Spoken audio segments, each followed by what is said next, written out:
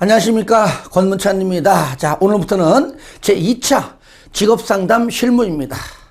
1차와 달리 객관식 문제가 전혀 없습니다. 몇 개를 써라 그러면 써야 되고요. 쓰고 설명하라 하면 쓰고 설명해야 됩니다. 그래서 출제자가 묻는 의도는 뭐 장황하게 많이 썼다고 점수를 주는 것이 아니라 의도한 대로 알고 있느냐, 한 줄을 쓰더라도 정확히 쓰는 게 중요한 얘기죠.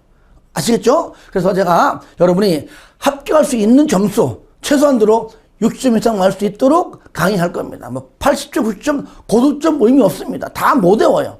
그래서 제가 같이 하면서 쉽게 할 테니까 잘 따라와 주시고 꼭 마지막 실기까지 잘 공부하셔가지고 저는 합격하시기를 바랍니다. 자, 제1과목 직업상담학부터 보도록 합니다.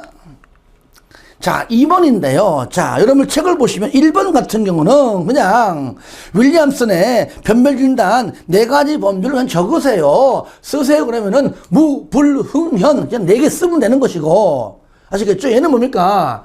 윌리엄슨의 변별진단, 다시 말하면 직업상담 문제 유형 4가지를 얘는 뭡니까? 쓰고 설명하시오. 그래서 문제를 잘 봐야 됩니다. 그냥 써라 그러면 4개 쓰면 돼요. 굳이 또 4개만 쓰라고 했는데 본인이 좀 안다고 설명까지 했다가 또 잘못 설명해버리면 감점당합니다.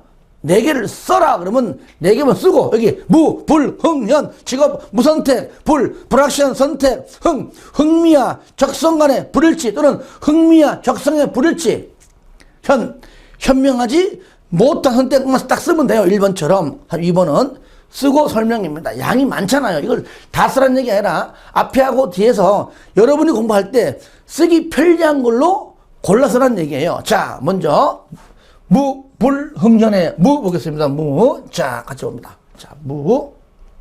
자, 무 보겠습니다.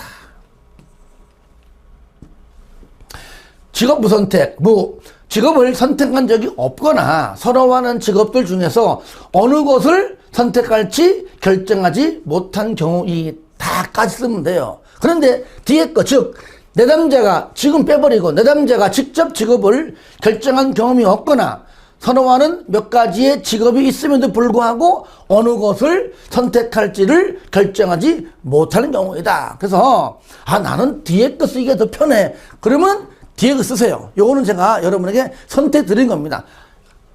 앞에 걸 요까지 경우이다 쓰든지 아니면 뒤에 걸 쓰든지 간에 이거는 선택입니다. 아시겠죠? 뒤에 게 좀 길어도 쓰기가 더 편하다 그러면 뒤에 거를 준비하시면 되겠습니다. 아시겠죠? 예. 그 다음에 두 번째 무불흥령 불확실한 선택입니다. 여기 가로 안에 확신이 없는 결정은 요거는 안 써도 됩니다. 아시겠죠? 요거는 그냥 제가 그냥 책이니까 적어놓은 것이고요. 그냥 불확실한 선택만 쓰시고, 직업을 선택했지만 교육 수준 부족, 자기 이해 부족, 직업 세계에 대한 이해 부족, 실패에 대한 두려움, 자신의 적성에 대한 불신 등으로 인해 자신의 결정의 확신을 가지지 못하는 경우이다까지 좀 길죠, 그죠?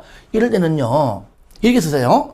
직업을 선택했지만 교육 수준 부족, 자기 이해 부족, 직업 세계에 대한 이해 부족 해놓고 요거 실패에 대한 두려움부터요, 불씨까지는 일단 빼도 돼요. 왜?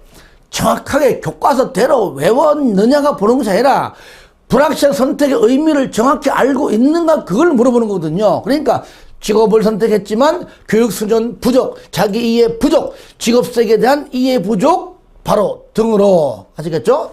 이해 부족 등으로 인해 자신의 결정에 확신을 가지지 못한 경우이다 까지 쓰든지, 아니면 뒤에 거 직업을 선택하기는 하였으나 자신의 선택에 대해 자신감이 없고 타인으로부터 자기가 성공하리라는 위안을 받고자 추구하는 경우이다. 이것도 이제 앞에 거 뒤에 거 이렇게 선택해서 여러분들이 쓰시면 될 것 같습니다. 자, 그 다음에 잠깐만요.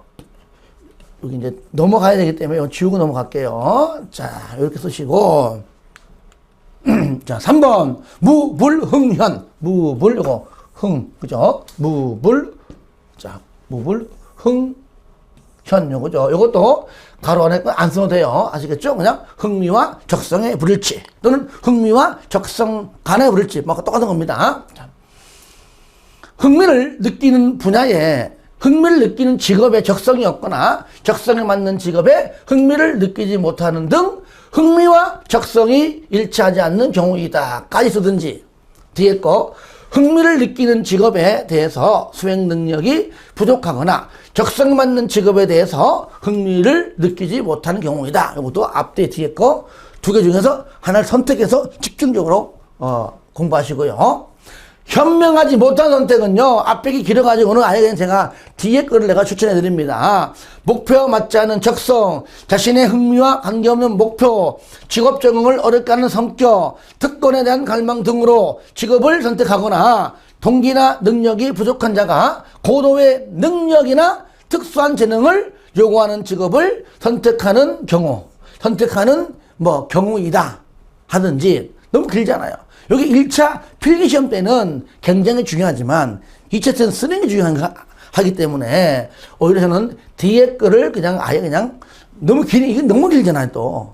그래서 아예 뒤에 걸 쓰라고 내가 아예 그냥 추천합니다.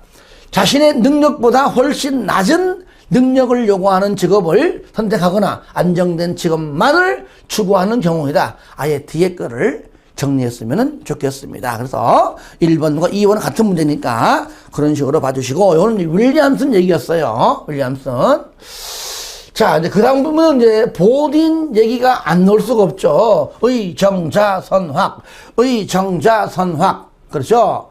보시면, 자, 4번. 보딘이 분류한 직업 문제의 심리적 원인인 의정자선확 중에서 몇 가지만, 세 가지만 제시하고 각각 대해 설명하시오. 의정자선확 중에서 내가 쓰기 편한 걸로 세 개만 골라가지고 쓰고 설명하라 그 얘기죠.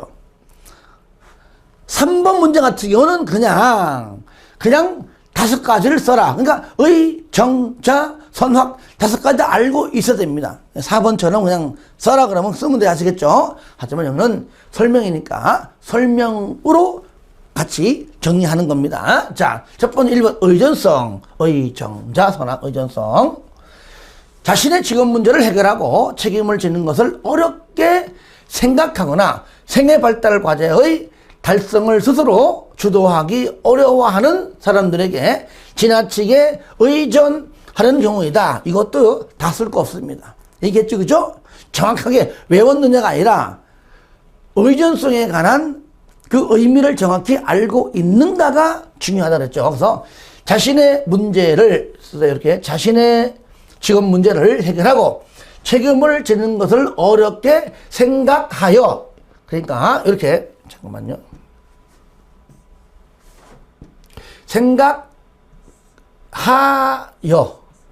하여 거나 생애 발달 과제의 달성을 스스로 주도하기 어려워까지는 이거는 하지 마시고 그냥 어렵게 생각하여 다른 사람들에게 지나치게 의존하는 경우이다 라고 써도 큰 문제 없습니다. 다시 한번 의존성, 자신의 직업 문제를 해결하고 책임을 지는 것을 어렵게 생각하여 다른 사람들에게 지나치게 의존하려는 경우이다 라고 쓰시면은 외우기도 편하고 편리하게 공부할 수 있겠죠.